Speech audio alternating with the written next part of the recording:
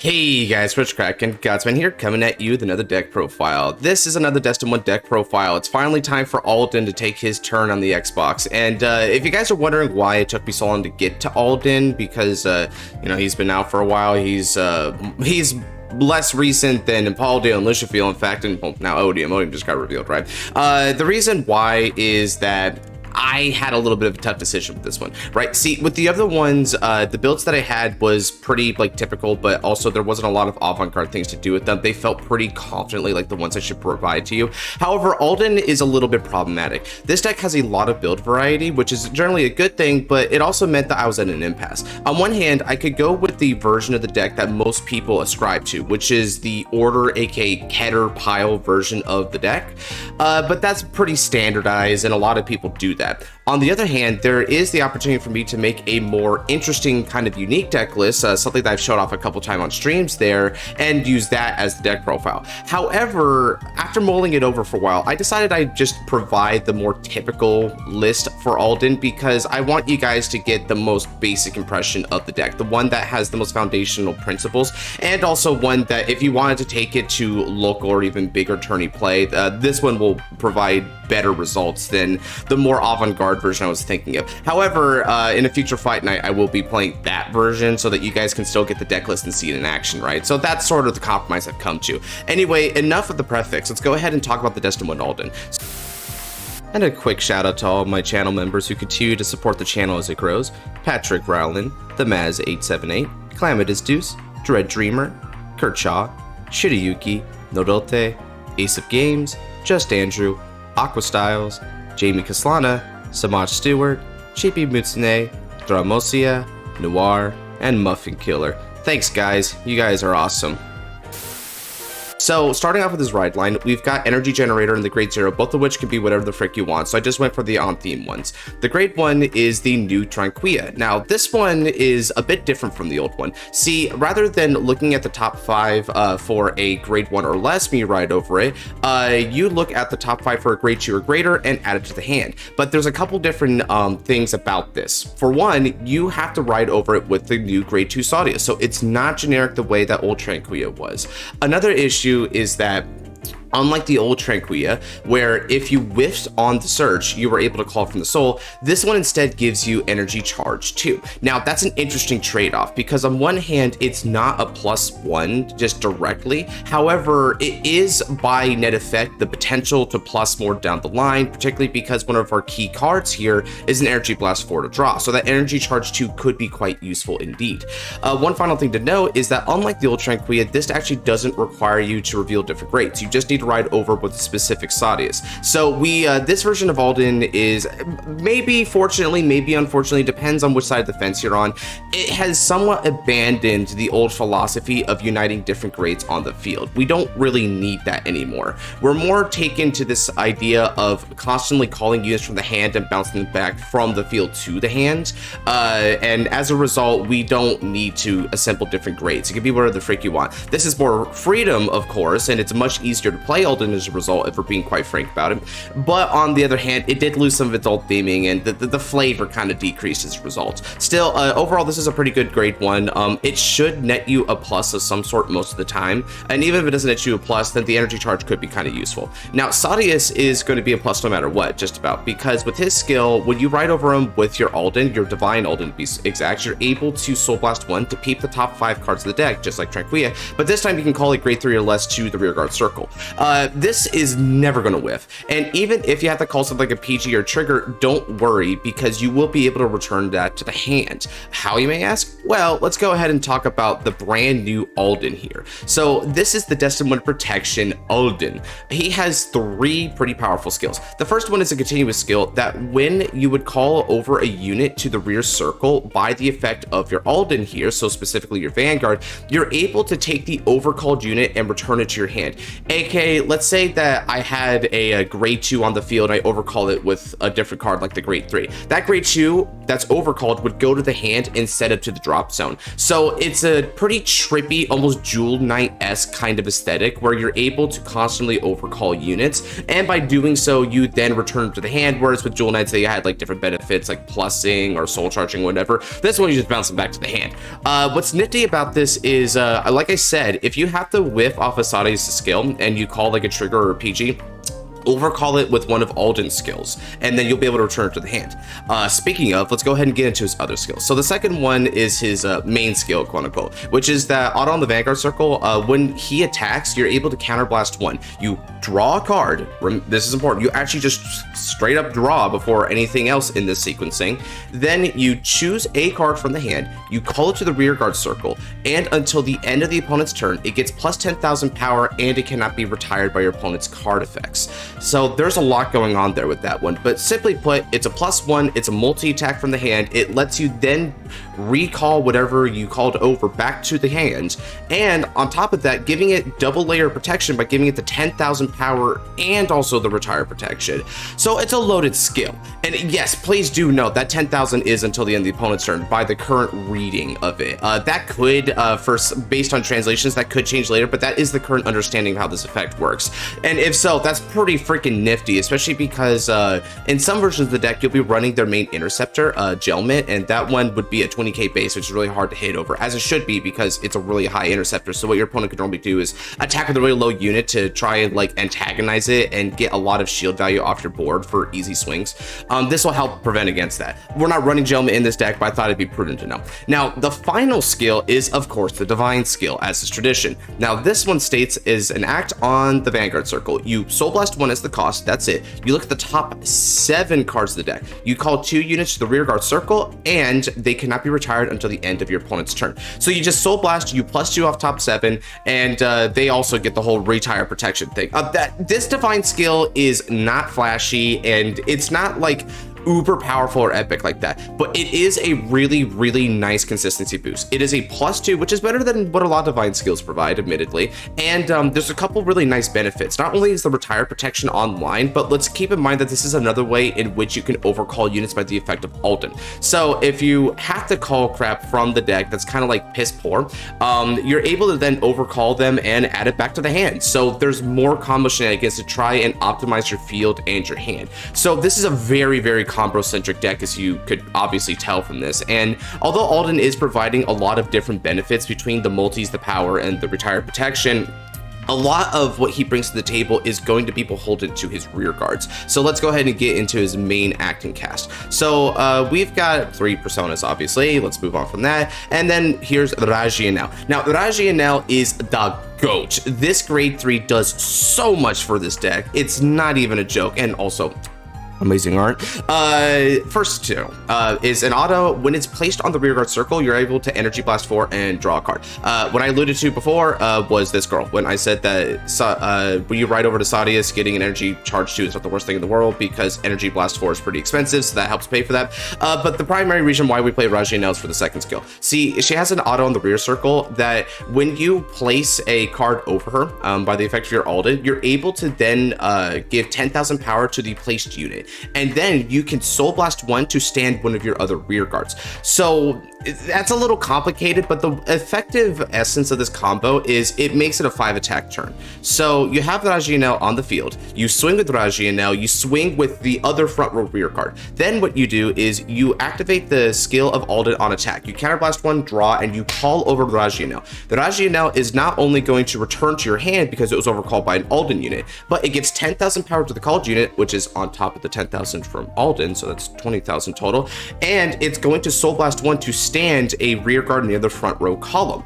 So it's basically rear, rear, van, rear, rear. That's your 5 attack turn, and it's all instigated by the Razionel and Alden in tandem. So these 2 grade 3s are basically non-negotiable when you're playing Divine Alden. There's just no way you don't play Razionel. She just does too much for your deck. And of course, if you do overcall her during the main phase and bring her back, you can just get a nifty 10k off of it and then just immediately recall her during the main phase. So that's another way to just try and like stack up extra power, because keep in mind, this 10k power bit is free. It's only a Soul Blast to try and stand up a rear guard. And because we want to use this a lot, Soul Blast Blast can get a little bit touchy. You're also using a Soul Blast for Sadius, you're using a Soul Blast for Alden's Divine skill, which, by the way, there's no grade restriction behind this, so this is one of the only 2 Divine skills in this game, if you're including Welstra, that can immediately shotgun its skill. Well, actually, no, 3 because freaking Laiel too. It's one of those easily accessible Divine skills that you can use right off the bat. So yeah, honestly, if you want, you can wait on this, but I would recommend just using it right away, as with a lot of Divine skills.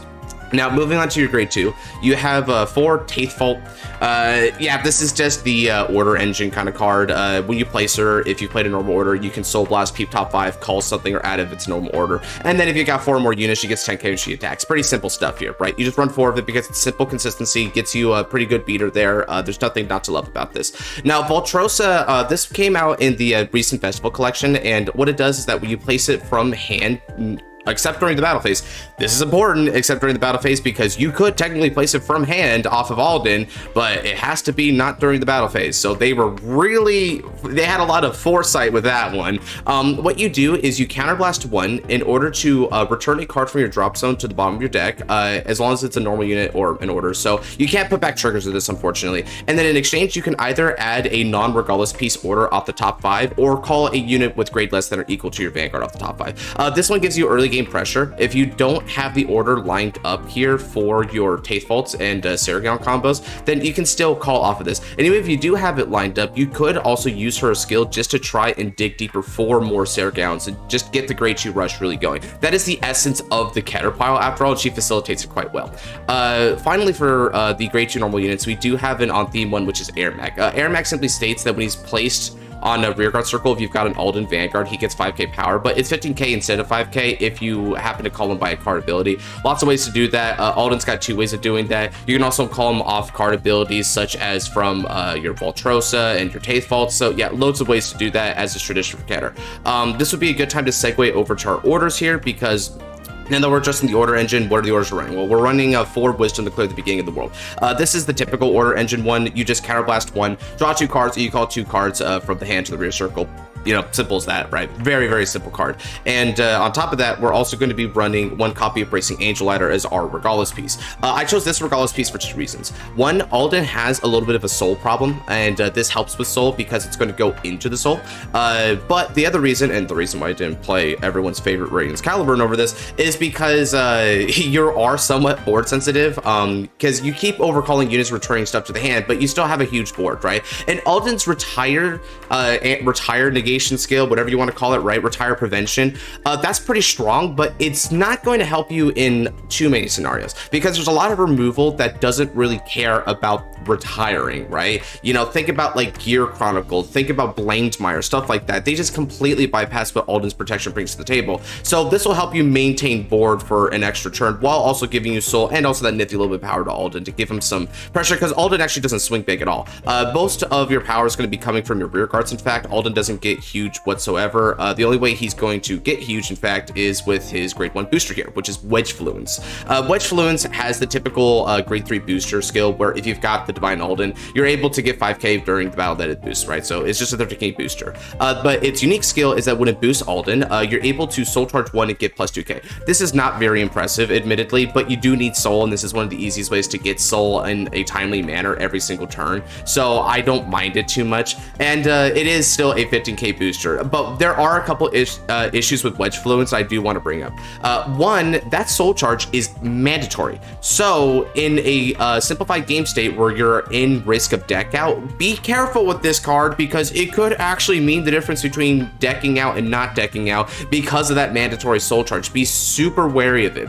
And another thing is that the 2k is locked behind the mandatory soul charge, so once again, unless you are willing to take that soul charge, it's just going to be a 13k booster. So yeah, it's one of the weakest of the 13k boosters by far. However, it is still one of the easiest way to solve your soul problem. So I am running it at a few copies, but do be wary of it. And honestly, worst comes to worst, just like throw it on one of the other rearguard circles as a booster, whatever, right? It's not that big of a deal. Now here's a booster that isn't as dubious. That would be Cerrgaon. So Cerrgaon, easy skill, right? right? When it boosts, if you've either played an order this turn or you have more rear guards than your opponent, easy for Keter, it gets 5k and the ability to retire itself after battle. In order to peep the top two, you add one to the hand and you put the other one on the bottom of the deck. So yeah, just simple field to hand conversion rate, a very deliberate way of doing it, because the peep top two, you just choose whatever you want. You don't have to reveal to the opponent, by the way, so they don't get free information. Only you get that information, and it's just something that you can keep throwing down, whether it be in the early game, mid game, late game. It's always going to be a really good booster. It's just one of the best cards in the entire nation, bar none. So we run 4 of it. It's also one of the main reasons why we even have Caterpillar in the first place, so go figure, right? The final grade 1 booster that we got is Gragaon. Now, Gragaon has a continuous skill that if you placed a unit by the ability of your divine skill, Vanguard, so off of Alden's multi-attack skill, you're able to give it 5,000 power, and also the ability that after boosting, you can retire to a countercharge 1. So yeah, if you feel like you're doing a lot of counterblasting because of Waltrossa, the Order, Alden, stuff like that, we have a couple Gragons to try and fix that issue for you. Of course, they're kind of one and dones because you don't have ways of recurring from the drop zone back in the deck whatsoever. So once he's gone, right? So if you have a chance to use it, you probably do want to use it, unless you see it being like a pretty short game, so you just want to prioritize getting like a lot of hand advantage and clap it back on the next turn. So use it at your own discretion, but it's still a pretty good asset to the team. PGs are just typical. You just play 3 effect PGs along with 1 Elementaria Sanctitude. Nothing to say about here. And then our trigger lineup is also pretty typical. You've got 8 crits, right? 4 of them being effect crits. It's they go into the soul, get plus 2k, so the effect crit could actually come up in a pretty dicey game state with your soul economy. And then I'm running front triggers. Front triggers are not only 20k shields, which are still pretty beefy, and numbers are only getting bigger in standard these days, so 10k shields just really don't do much of anything if you ask me. But the other thing is that because you're going to have an established front row like at almost all times, front trigger is going to be worth 30k value in total attack power. This is also pretty useful because here's one thing about Vanguard guarding fundamentals that you might not think of, right? Because your Vanguard is going to be swinging in pretty weak, like the best that Alden's going to do on a non-persona turn is 28 because of his booster, right? So because of that, your opponent can guard for 2 15 triggers. That would bring him up to 43. 43 to 28 is a 2 to pass. Now, if you check front right away, you don't have to make that choice more than to take 2 to pass. You just give it to the front row. And then from there, your second check could make or break it, right? But it just goes to show you don't have to make those tough guarding choices. And like, that's the thing. They are going to do that to you. It's a weak Vanguard attack, so they are going to 2 to pass you whenever possible most of the time. It's not a pressuring Vanguard. So it's really nice to be able to sack the front and then the other trigger in order to break through that and not have to allocate resources elsewhere. So just keep that in mind, that this is another reason why we run front triggers. I just run normal heals. You could run effect heals if you want. I noticed that effect heals have been kind of bricking for me lately, so I have been experimenting with them more though, but I just went back to the old 15Ks because they're just as reliable as can be. And finally, for over trigger, I'm running Idosfaro. There's nothing really bombastic here. I tried light OT for a while, and honestly, the draw power is really strong, but it actually ended up being a little bit too strong. I decked out on that. And then there's trying to do dark OT, right? Which Dark OT being able to take out a damage and call is pretty nice, but note that that call is not off the skill of your Alden, so you won't actually be able to bounce back the overcalled unit. It has to be by an Alden Vanguard. So overall, I just thought that Idosfaro just ended up being the most convenient one. It's a 9th crit. It recycles anything from the drop to the hand, which could, including things like your orders, if you need another order to enable your order engine stuff, or maybe a Gragaon if you're looking really dicey on countercharge, or just a persona ride, you know, some basic stuff like that. There's just a lot of really useful case scenarios for Idosfaro. He's never dead, and so that's probably one of the reasons why he still is maintained as one of the best OTs in this format. And that's going to be the deck, guys. Overall, I'd say Alden is a pretty decent strategy. It has a lot of build variety to it, and it also has a really nice handle on your fundamentals when it comes to card advantage and building board, as is a lot of Keter decks, admittedly. I don't think he's quite as strong as something like Razionel, because Razionel has better X factors, and being able to toolbox your drop zone is generally better than being able to combo your hand, right? So I think he's a little bit behind him in that department, but if Alden got a couple more very high impact units that weren't that resource intensive and also gave him just like a more standardized attack pattern, I think this deck could get kind of threatening. Of course, some people throw him on Fraud Alert because despite being the destined one of protection, the only protection he provides is just minor retire prevention kind of stuff. But let's be real, they can expand on the protection bit later. You know, they already gave us an interceptor. Maybe they'll give us like other stuff that can't be chosen by card effects, stuff like that. He is still the destined one of protection, even if that protection isn't quite as grandiose as people were expecting. So let's not bully Alden, right? Anyway, that's about all I have to say about the deck today. So if you did like this deck list, then go ahead and comment, subscribe, turn on the notification bell for the next time I upload one of these deck lists.